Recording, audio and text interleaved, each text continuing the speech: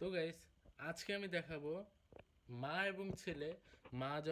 মায়ের যখন পছন্দ মতো ছেলে, মানে একটা জিনিস, মানে ধরো হঠাৎ মানে ছেলে কোনোদিনও করে না, করতে চায় না, যখন ওটা মায়ের কাছে ছেলে ওই সময় মানে করতে চায়, তখন মানে মা কেমন করে দেখা যাক। আম্মু, পড়তে গেলাম। মাশাল্লাহ, আমার ছেলেটা কত ভালো, খালি পড়তে যায়, পড়ার কথা বলে। মাশাল্লাহ, আল্লাহ তোমাকে বড় রাখুক। অ্যান্ড দেন ছেলে যখন মায়ের অবাধ্য হয়ে আহ, মানে যে কাজটা করে ওটা দেখা যায়। আম্মু, এখন খেলতে যাব, গেটটা লাগাই দিও। এমন কি বললাম, গেটটা লাগাও, যাবো তো।